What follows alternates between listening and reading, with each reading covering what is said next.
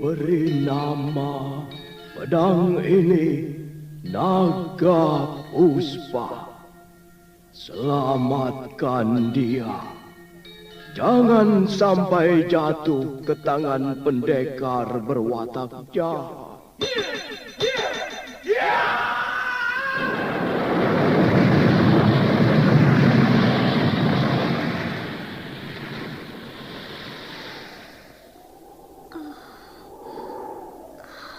Kakang Kamandanu, kau masih juga tidak percaya bahwa aku mencintaimu. Mesin, maafkan aku, Mesin. Mesin. Mesin.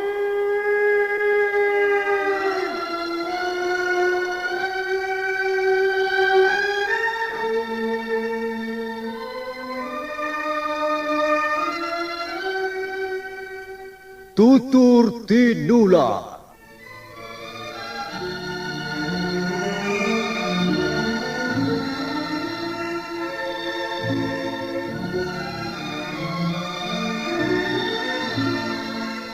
Sebuah sandiwara radio serial, produksi Sanggar Cerita dan Teater Sanggar Prativi. Sebuah kisah dengan latar belakang sejarah runtuhnya Singasari dan berdirinya Kerajaan Majapahit.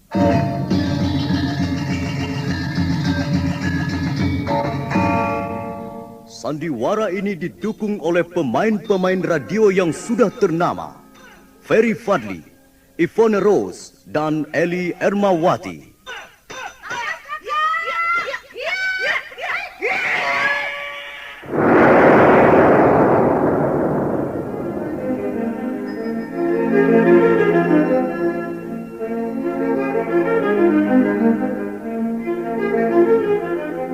Naskah ditulis dan diolah oleh S. Tijab. Hiasan musik dan sutradara C. Ispriyonoka. Kali ini mengetengahkan episode ke-16 dengan judul Pemberontakan Gajah Biru.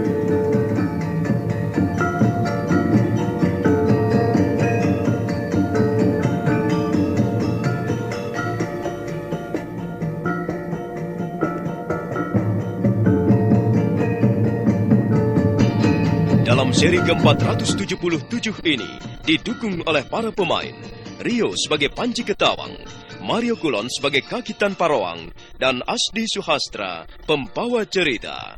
Selamat menikmati.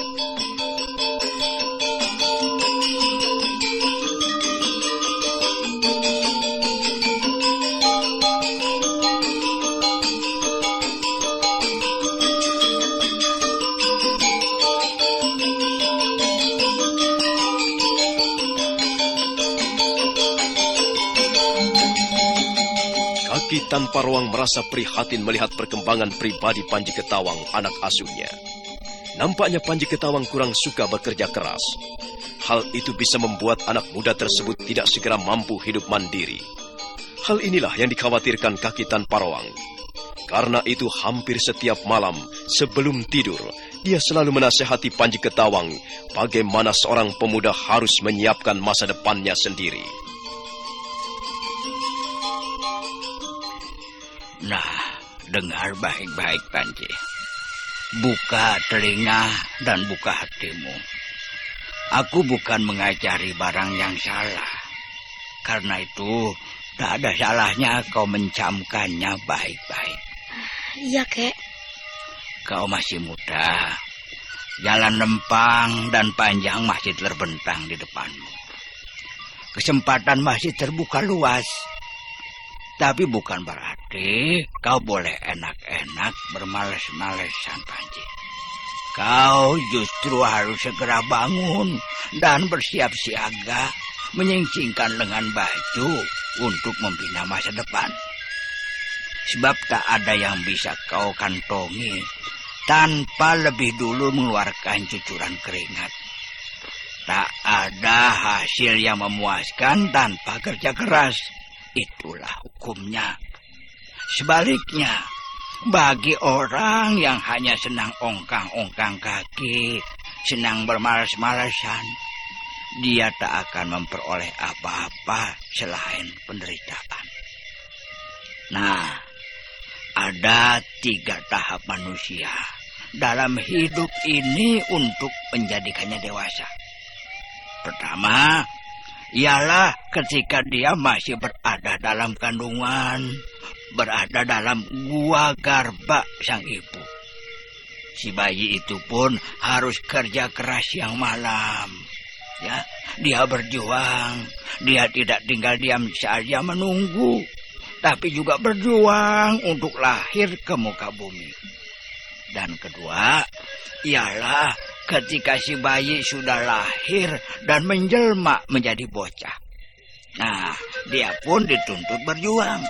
Dia harus belajar menyuap makanan sendiri, belajar jalan sendiri, lalu belajar mengenakan pakaian sendiri dan lain sebagainya. Pokoknya dia harus tetap berjuang, bekerja keras untuk membina dirinya sendiri. Dan ketiga, ialah ketika si bocah sudah semakin besar dan berubah menjadi seorang anak remaja. Seperti kau ini, ya. Dia pun masih tetap harus berjuang, dituntut berjuang keras. Kalau dia tak ingin hidupnya nanti gagal. Banyak sekali contohnya seorang anak remaja yang sudah ngebet menikmati kesenangan tanpa perjuangan. Banyak. Ini tidak bisa, Panji. Tidak bisa. Ini tidak boleh. Kau tahu, kesenangan itu mahal harganya. Hanya mereka yang kuat membayar boleh menikmatinya. Orang yang malas belajar, malas bekerja, hanya akan gigit jari melihat sukses orang lain. Nah, lalu apa? Dia hanya bisa apa coba? Dia iri, dengki, ya. Dia tidak bisa terima melihat sukses yang diperoleh orang lain. Dan dia memendam rasa tidak enak itu dalam hatinya. Kemudian timbullah berbagai macam penyakit. Kepalanya sering pusinglah, perut mual, dada berdebar-debar, tidak tahan angin lah, sering masuk angin dan sebagainya. Akhirnya apa? Hidupnya sia-sia. Dia merasa gagal dan tidak berguna baik bagi dirinya sendiri ataupun untuk orang lain. Kalau sudah begini, namanya parah. Ya, ngerti? Tapi coba kau lihat ya, mereka itu anak-anak remaja yang gemar kerja keras. Lalu mereka itu gemar belajar dan ngangsu kawruh, menimba ilmu pengetahuan dari orang lain. Wah, hidupnya hangat, penuh semangat, wajahnya berseri-seri, jarang sakit, ya paling-paling pilek. Itu biasa ya. Lalu padanya kuat, tahan bantingan, tahan godaan. Hidupnya selalu gembira, tidak mudah mengeluh, tidak senang menggantungkan dirinya pada orang lain. Dia selalu bisa mengatasi kesulitan sendiri, karena dia melangkah penuh semangat dan keyakinan diri.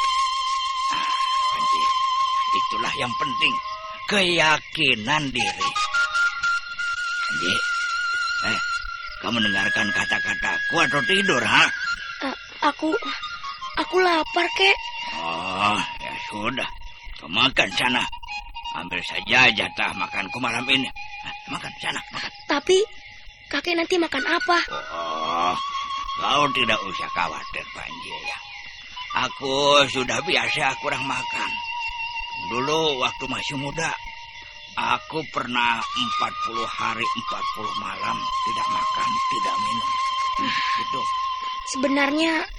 Sebenarnya aku juga mau belajar berpuasa, Kek. Belajar tirakat, tapi tidak kuat. Tidak kuat ya sudah. Jangan dipaksa. Ya, nanti kau malah sakit. Ayo makan sana. Cepat, tidak usah malu-malu. habiskan saja jatah makanku. Ayo, ayo. Iya, Kek. Terima kasih, Kek.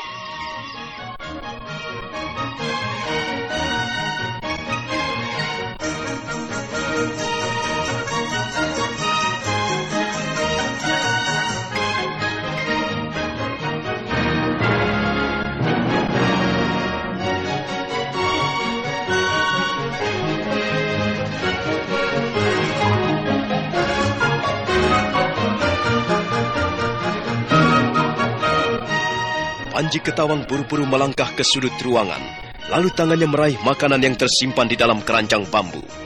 Selanjutnya dia makan dengan lahap. Dia duduk bersila dan makan dengan lahap sekali, tak menengok kanan ataupun kiri lagi. Kaki Tan Parwang hanya bisa geleng-geleng kepala.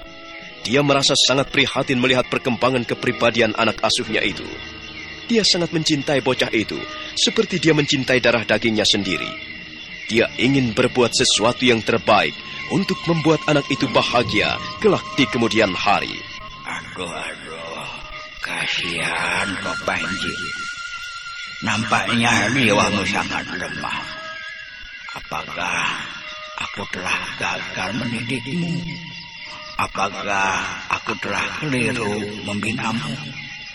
Sampai sebesar ini kau belum bisa apa-apa. Kau hanya bisa makan dan tidur. Kau belum mampu bertanggung jawab apa-apa. Akan jadi apa kau nanti, Panji?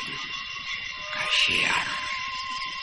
Ya, tapi mudah-mudahan saja Sang Hyang Widi selalu memberkatimu, nak. Mudah-mudahan saja kau segera diberi kesadaran. Dan aku tidak boleh menyerah. Aku akan terus berusaha menggemblengmu, menggenjotmu, agar kau mampu bangkit dan berjalan penuh semangat. Panji. Iya, Kek. Bagaimana makanmu? Sudah kenyang sekarang? Belum, Kek. Sedikit lagi. Besok bangun pagi-pagi ya. Kau ikut aku. Kemana, Kek? Pokoknya ikut aku.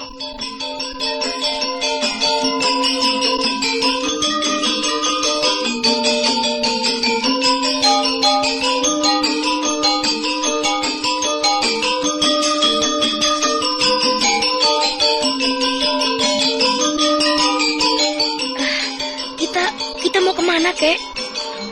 Mau apa tanya-tanya segala? Ayo, jalan. Istirahat dulu, Kek. Capek. Panji. Kalau tidak mau jalan, kau akan kutinggal di sini sendirian. Biar dimangsa binatang buas kau. Kek, tunggu, Kek. Tunggu.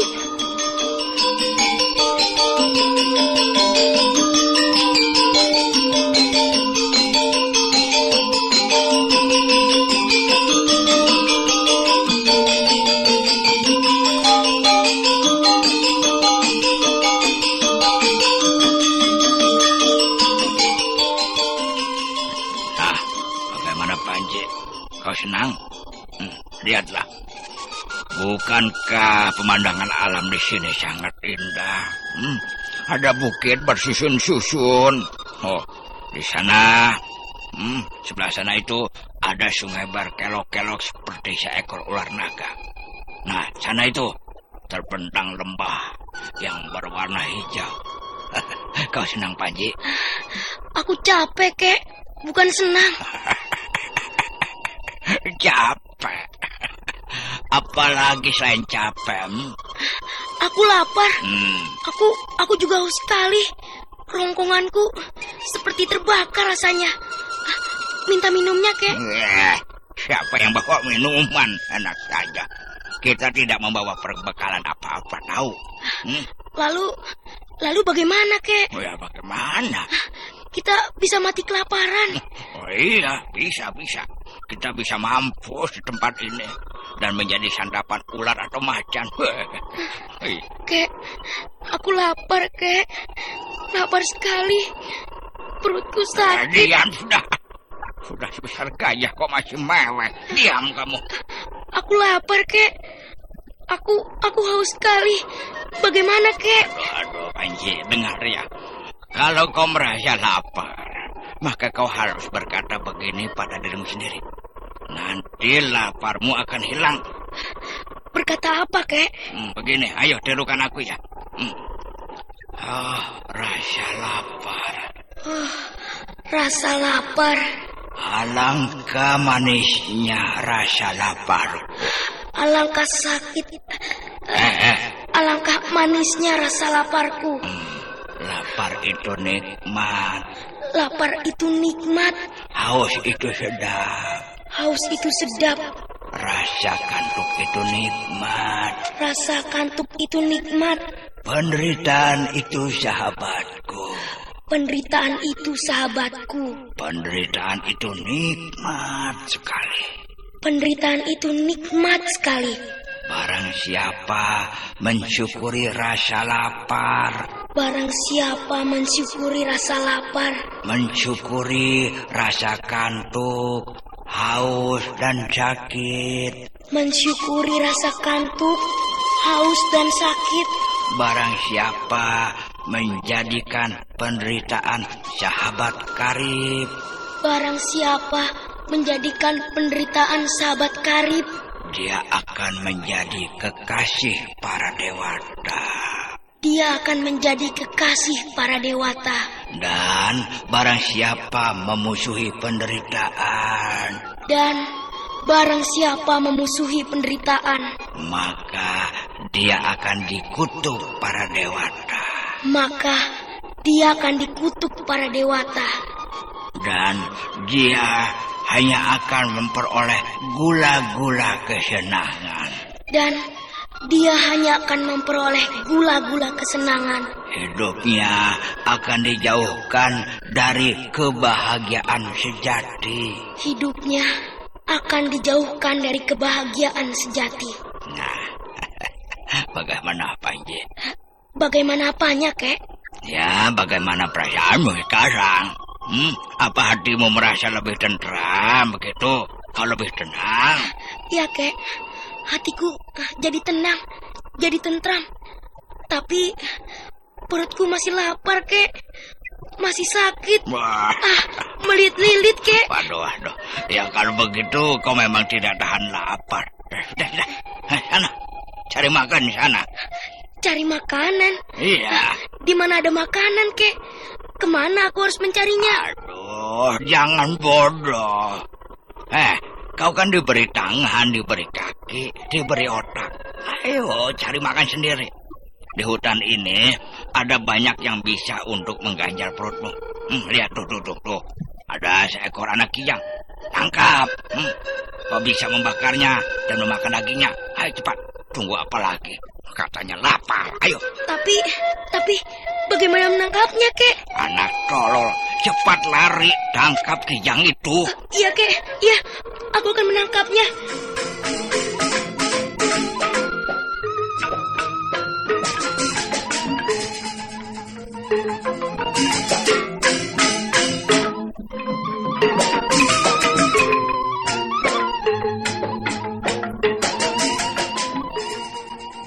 Panji Ketawang bangkit dengan malas, kemudian mencoba berlari dengan terseok-seok. Kaki tanpa ruang lagi-lagi menggeleng-gelengkan kepalanya melihat tingkah laku bocah itu. Sebenarnya dia merasa iba, tapi dia berusaha menguatkan hatinya. Hal itu semata-mata hanya untuk menggembleng Panji Ketawang agar mampu mengurus keperluan hidupnya sendiri. Agar anak itu tabah dan mempunyai semangat untuk menanggulangi kesulitan dalam hidupnya nanti. Lama sekali anak itu ya. Wah, jangan-jangan dia tersesat jalan.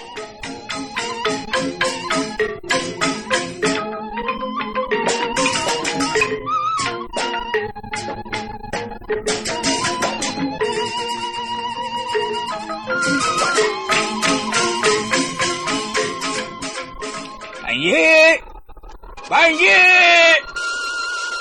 Kemana bocah gemblung itu? Panji!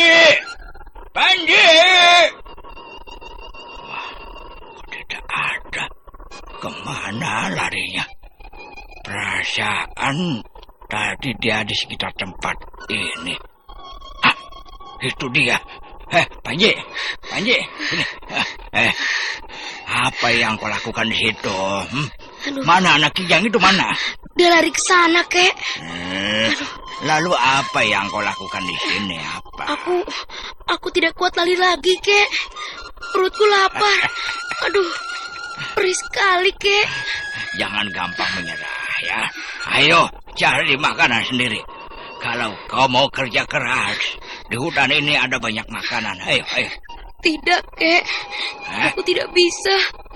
Tidak bisa cari makanan sendiri. Jangan nangis, goblok. Aduh. Sudah. Kau tunggu di sini. Jangan kemana-mana ya. Ya, kek.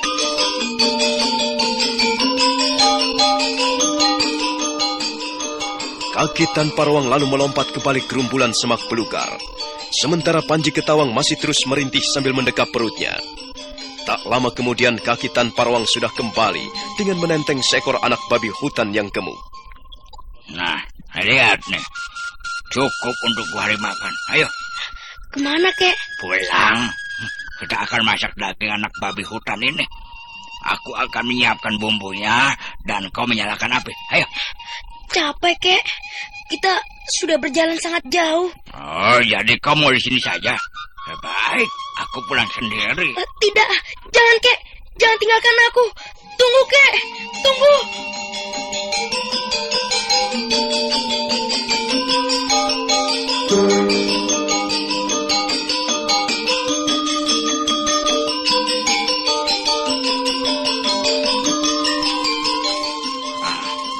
Bagaimana perutmu sekarang? Tidak sakit lagi? Tidak, kek. Sudah kenyang? Sudah tidak melilit lagi? Tidak, kek. Sudah kenyang sekali. Enak tidak bumbu masakanku tadi itu? Enak, kek. Enak sekali. Enak ya. Kalau tinggal makan saja ya enak. Yang carinya ini yang susah.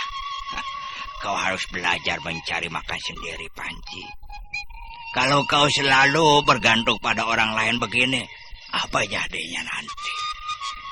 Kalau aku masih ada ya tidak apa-apa. Kau bisa terus-menerus menengek. Kayak minta makan, kayak minta ini, minta itu, kayak sakit, kayak lapar, kayak haus, dan lain-lain. Lah, kalau kakekmu ini nanti sudah mampus, kau mau apa coba? Kau mau minta sama siapa? Panji, dengar ya. Hidup di luar sana pun itu penuh kekerasan. Kau harus berani bersaing dengan orang lain untuk memperoleh secuil makanan.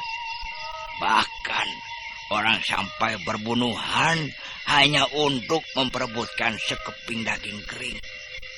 Kalau kau lemah seperti ini, kau tidak punya semangat, tidak punya keberanian. Bisanya hanya merengek, minta sesuatu. Wah, celaka, Panji, celaka. Kau hanya akan jadi bahan tertawan orang, bahan cemoohan orang. Kau dengar kata-kataku? Anji, dengar? Apa, kek? Apa? Aduh, kau ini tidur ya? Aduh, ampun, Panji, ampun. Aduh. Ngantuk, kek. Ngantuk sekali. Ngantuk. Ya sudah, tidur sana, tidur.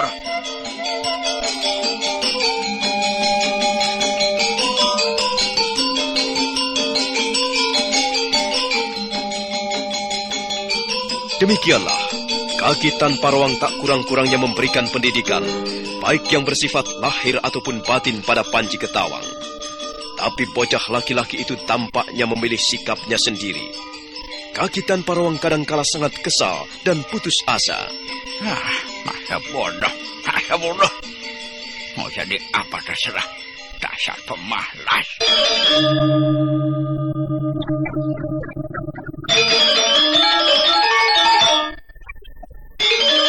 Pagi harinya, kaki tanpa ruang terkejut karena melihat Panji Ketawang tak ada di kamarnya.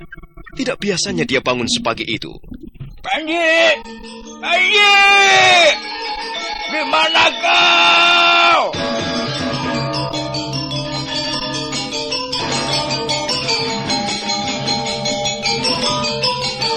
Kaki tanpa ruang merasa khawatir juga akhirnya. Dia sudah mencari ke sana kemari. Hampir sudut-sudut tebing, rumpun semak belukar diperiksa. Tapi Panji Ketawang tidak juga ditemukannya.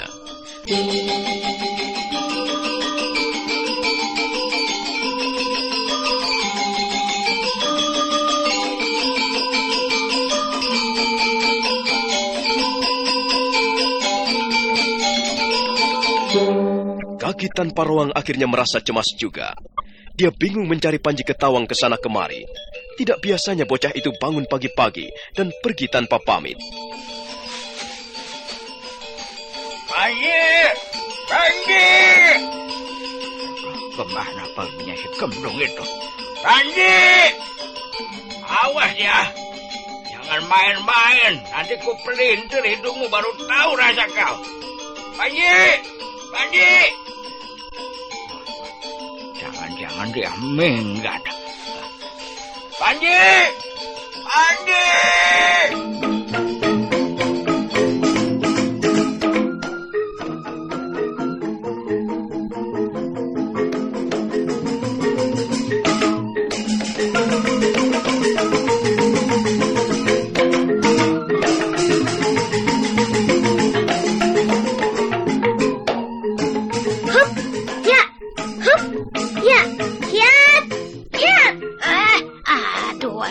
Salah itu Ayu, kakinya jangan begitu. Begini. Nah, coba lihat baik-baik ya. Tangan begini dan kakinya begini. Hup, ya, hai, ya, ya, hup, ya, ya. Nah, bagaimana? Saya ulangi lagi ya, Nek. Ya, ulangi sekali lagi. Kalau kau ingin cepat bisa, maka kau harus terus mengulanginya. Coba ulangi lagi. Nenek mau lihat seperti apa. Hup, ya,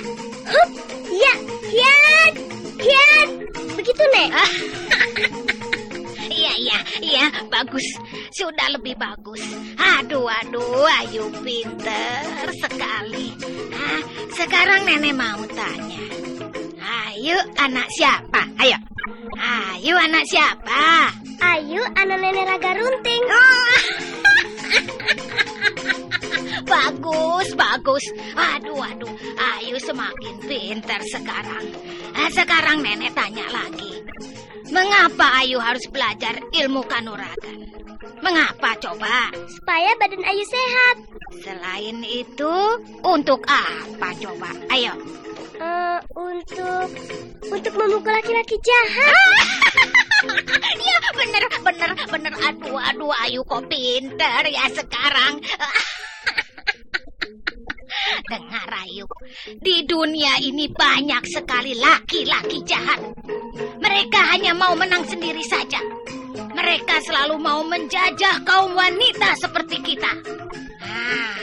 Karena itu kita harus belajar ilmu berkelahi. Kita harus berani berkelahi melawan laki-laki. Kalau mereka mau menjahati kita, kita tonjok saja mulutnya sampai nyonyor. Nek, kapan Nek membuatkan golek kayu untuk Ayu? Oh, itu mudah.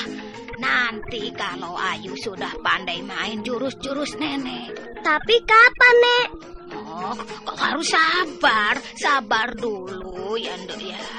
Sekarang yang penting Ayu harus belajar ilmu dengan rajin dan tekun. Panji! Suara siapa itu, Nek? Shh. Nah, itu pasti suara laki-laki. Ayo, cepat bersembunyi di belakang nenek. Kalau dia mau mengganggu ketenangan kita, biar nenek yang akan membuatnya babak belur. Panji!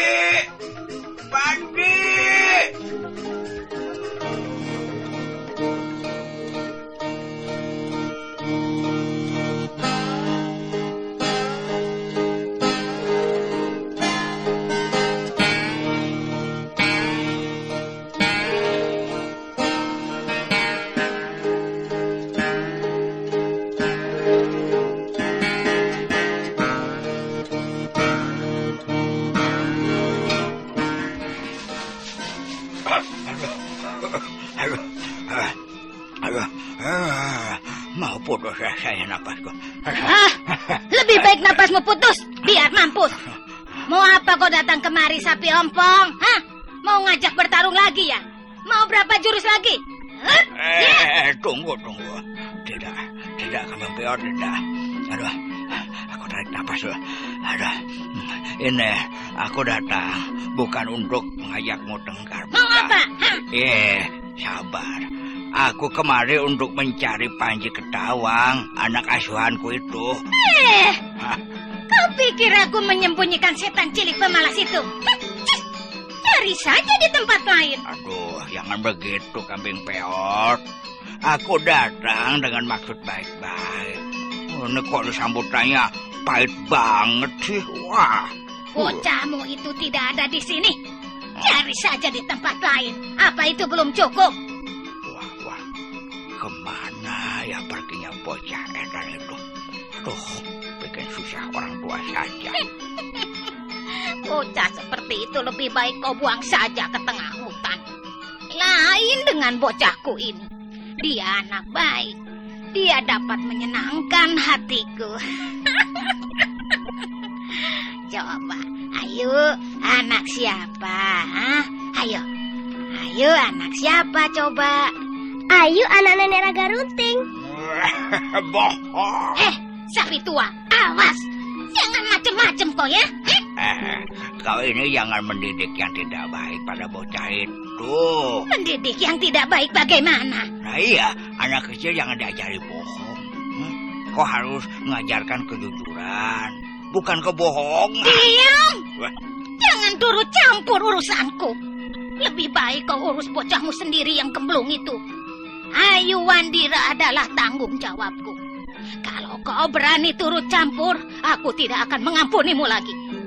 Kek, apa benar aku anaknya Mesin? Oh iya, benar, Nduk. Benar sekali.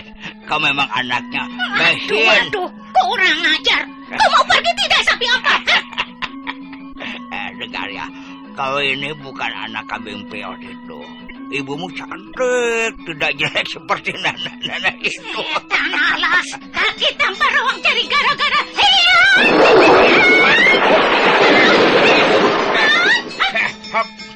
Aduh. Sapi ompong. Kalau kau masih berdiri di situ, jangan salahkan Nini Raga Runting. Jangan, Nek. Jangan sakiti orang tua itu. Kau bersembunyi di belakang Nenek Ayu. Biar ku hajar sapi tua tidak berharga itu. Jangan, Nek. Kasihan dia. Dia sepertinya orang baik. Alah, mana ada laki-laki baik. Semuanya busuk. Busuk seperti bau mulutnya. Tanpa ruang.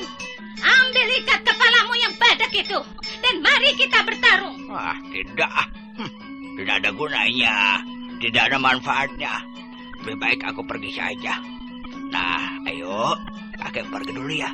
Ingat, ibumu Mesin. Bukan dia. Bukan Kambing Peot itu.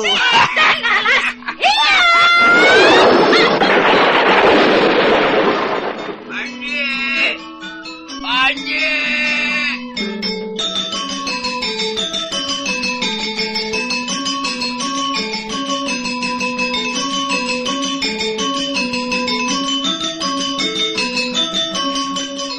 Kaki tanpa ruang meluncur turun meninggalkan Randu Wadon.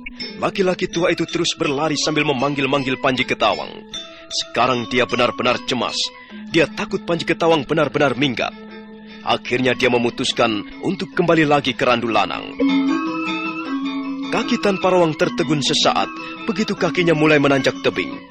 Dari jauh dia bisa melihat seekor kuda jantan ditambatkan di bawah pohon Randu Lanang, tempat kediamannya.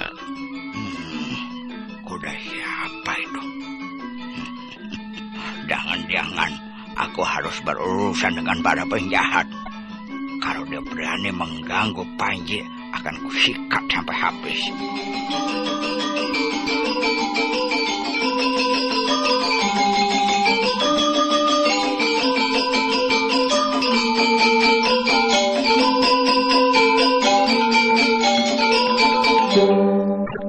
Kaki tanpa ruang terus melangkah mendekati pohon Randu Lanang yang menjulang tinggi. Begitu tiba di pangkal batangnya, dia berhenti. Dia melihat Panji Ketawang sedang duduk bersama seorang laki-laki tegap perkasa, berpakaian prajurit. Kek, ada tamu, Kek. Orang itu mencarimu. Dari mana saja kau, Panji? Aku sedang menangkap kelinci hutan di lereng sebelah sana, kek. Tiba-tiba orang itu datang. Dia menanyakan rumahmu. Dia ingin menemui kakek. Dia tidak mengganggumu? Tidak, kek. Dia bukan orang jahat kok. Dia seorang perwira kerajaan Majapahit. Bagus sekali pakaiannya ya, kek.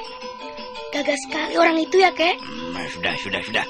Panji, lain kali kalau mau menangkap kelinci hutan, kau harus minta izin dulu dariku. Jangan keluyar-keluyur, tidak urus begitu. Nah, sekarang ayo kita temui dia. Kaki Tanpa Ruang dan Panji Ketawang kembali melangkah ke arah tamunya. Laki-laki perkasa yang berpakaian prajurit Majapahit itu, yang tak lain adalah Gajah Biru, segera berdiri dan membungkuk memberi hormat. Maaf, siapakah Tuan ini? Dan apa maksud kedatangan Tuan ke Randu Lanang ini? Apakah Paman Tanpa Ruang sudah lupa pada saya? Saya Gajah Biru, Paman. Hah? Gajah Biru? Gajah Biru siapa? Saya Gajah Biru, putra Ki Branjangan dari Dukuh Tegal Biru. Oh, benar kau ini Gajah Biru, anak Kakang Branjangan? Iya, Paman. Kita sudah lama sekali tidak bertemu. Mungkin Paman Tanpa Ruang sudah melupakan saya. Waduh.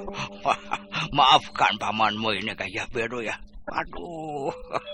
Coba, bagaimana aku bisa mengenalimu? Wong, selama ini aku menjadi orang hutan. Tidak pernah ketemu siapa-siapa. Waduh. Aku gembira kau datang menengok pamanmu ini. Panji, ayo buatkan minuman untuk tamu kita. Ya, kek.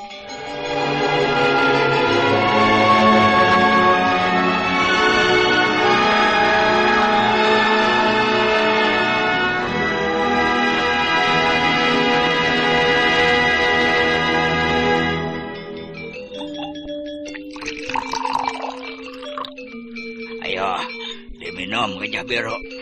Di sini tidak ada cangkir bagus seperti di kota Majapahit sana. Jadi ya seadanya saja ya. Ini juga sudah cukup, Paman. Silakan.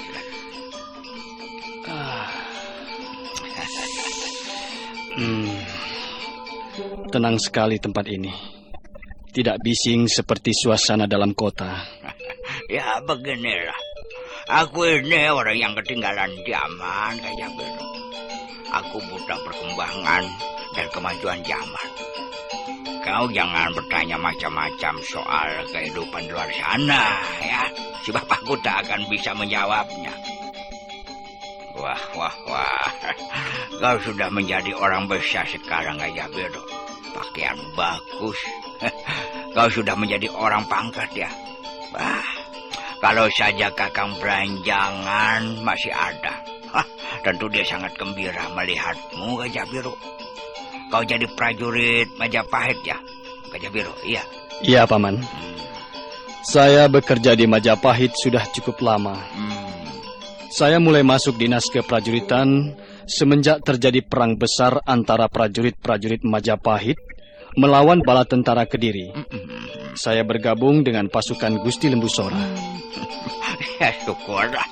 Aku ikut gembira mendengar kau Amukti Wibawa bersama Gusti Prabu Kertarajasa Jayawardana. Ya, kau harus tetap menjadi prajurit yang baik, Gajah Biru. Itulah yang dulu dicita-citakan almarhum ayahmu, Kakang Branjangan. Tuan Gajah Biru ini siapa, kek? Nah, ini dengar Panji ya. Tuan ini putranya Ki Branjangan. Ki Branjangan itu siapa? Ya, Ki Branjangan itu saudara tuaku, kakak kandungku gitu. Ya, kami berdua bersaudara, laki-laki semua. Ki Branjangan juga seorang pendekar pilih tanding. Ya, kami berpisah setelah saudara tuaku itu menemukan jodohnya. Sedangkan aku tetap saja perjaka sampai tua bangka begini. Sudah nasibnya kok. Bukan begitu, Gajah Biru? Iya, benar, Paman. Manusia hidup hanyalah memanggul beban yang diberikan oleh sang nasib. Oh iya, Gajah Biru. Ya, Paman. Sebenarnya ya, aku ini masih terkejut melihat kehadiranmu. Nah, Apa kau mempunyai keperluan khusus sehingga mau singgah ke lereng Welirang ini atau bagaimana? Maaf Paman Tamparwang. Saya singgah ke Randu Lanang ini pertama memang untuk menengok Paman. Syukur. Paman adalah satu-satunya sanak keluarga yang masih tinggal, yang saya anggap sebagai pengganti orang tua saya sendiri. Dan kedua, memang saya mempunyai keperluan khusus, Paman. Keperluan apa, Gajah Biru? Coba. Sebenarnya begini, Paman Tamparwang. Sekarang ini saya sedang mempunyai persoalan dengan pemerintah Majapahit. Persoalan apa, Gajah Biru?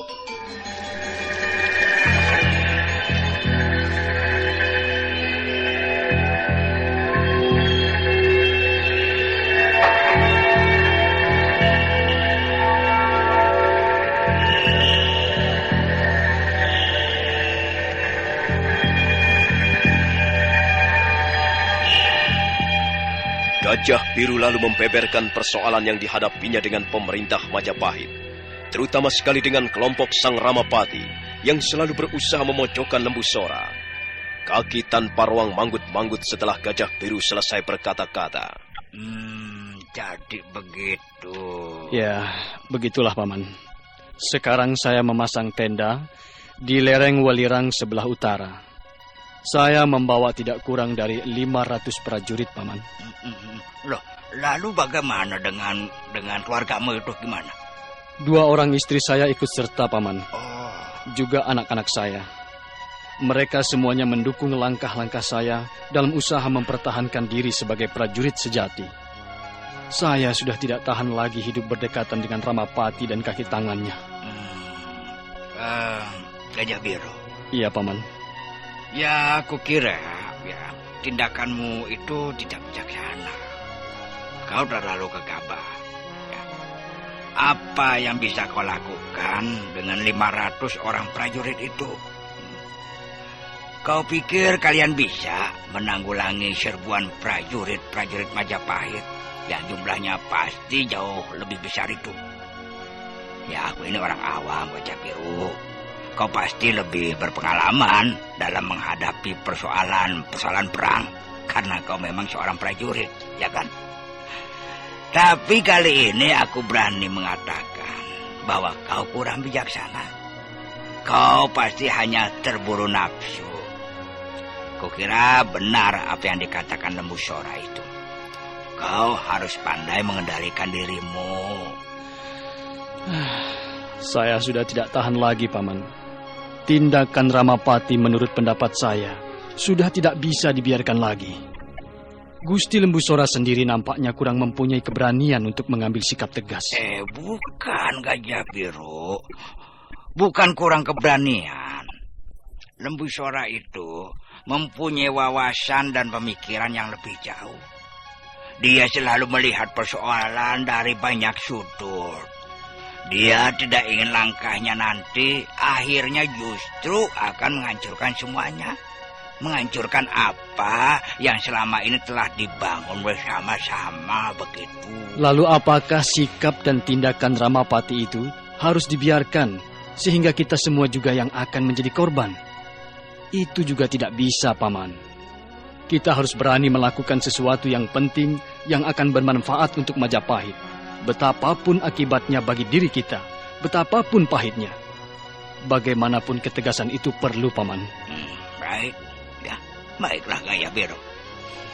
Nah, sekarang bagaimana?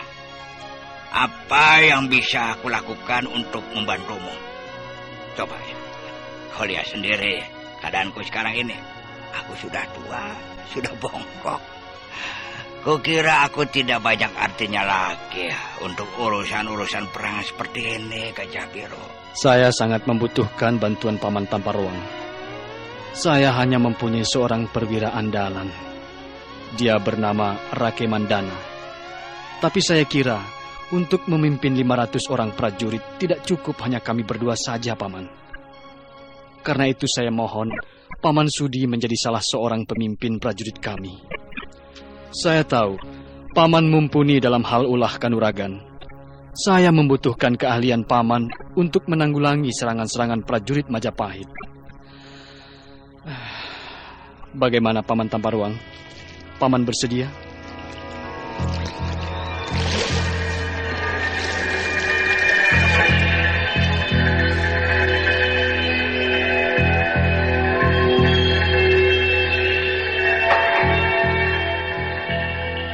Kaki tanpa ruang tidak segera menjawab. Dia diam, sambil keningnya berkerut tanda berpikir keras.